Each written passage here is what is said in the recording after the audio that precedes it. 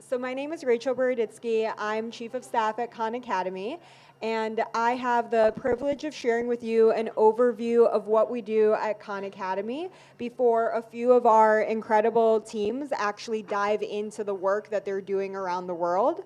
The reason that we wanted to do this session with everyone is because we know that we have folks in the room that have different levels of familiarity with Khan Academy. And so during this session, what I'm going to cover is what is Khan Academy, who are we, what do we actually provide for learners, teachers, and schools. And then I'm going to just introduce the scope of our work globally, and that should provide some good context before we actually dive into case studies. So I'm going to dive in, and I want to start with what is Khan Academy. So you heard Sal talk about it this morning, but we are a nonprofit organization.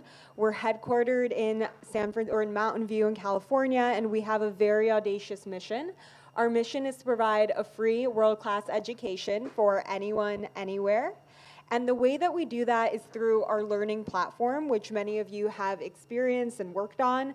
And our platform offers a free, high-quality supplemental learning content and practice. And we have content and practice that covers pre-K through 12 and also early college and core subjects. And we have a really strong depth of content in math and science in particular. And so learners and teachers and school leaders all over the world use our platform. And so since our founding, we have grown tremendously.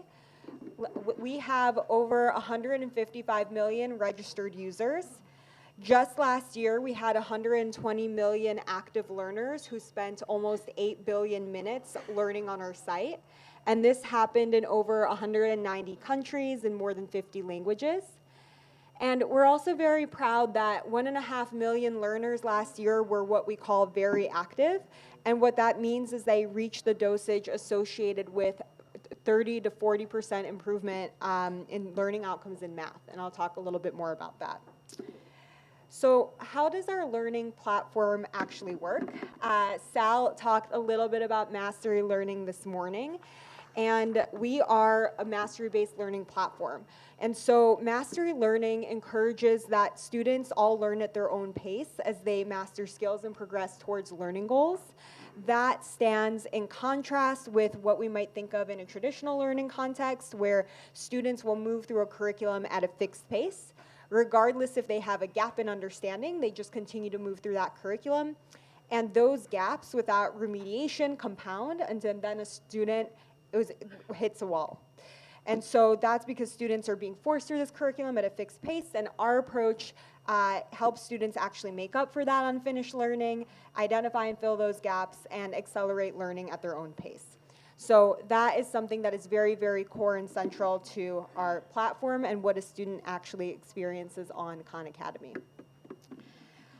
Khan Academy is also a really powerful tool for teachers. So teachers can create accounts on Khan Academy. They can add all of their students to a classroom. They can assign any of our content, and then they can follow how their students are doing throughout a course. And with Khan Academy, teachers are then able to actually figure out what are those gaps that students have and tailor instruction to help meet the needs for every student. We also partner with schools and districts around the world to implement Khan Academy. We work very closely with educational leaders, district leaders to understand what are their goals and how Khan Academy can help. And then we work on tailoring our implementations to help them achieve those goals and provide them visibility into how their schools and their students are actually performing. So that is all the core Khan Academy platform. And then what you heard about this morning is Khanmigo. You heard a lot about that from Sal and from the rest of our team. Khanmigo is an AI assistant for teachers and also an AI tutor for learners. And I think we're super, super excited about the power of Khanmigo because it can provide that real-time tutor for a learner and help them get unstuck as they're working on Khan Academy. It also augments the power of our platform for teachers and school leaders. It helps them understand how their students are actually doing, and it can also help teachers save time. So we talked through a couple of examples of that this morning, but a teacher can literally ask Conmigo, hey, I want to assign this content, can you give me a lesson plan? Or, hey, can you help me understand how all of my students in the classroom are performing, and assign groups for and then assign content for them.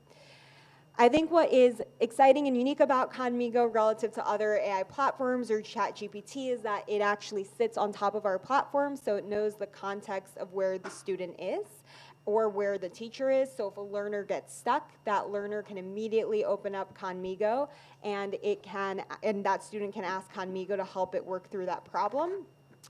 And then you also saw an example of it this morning where Conmigo is not designed to help you cheat.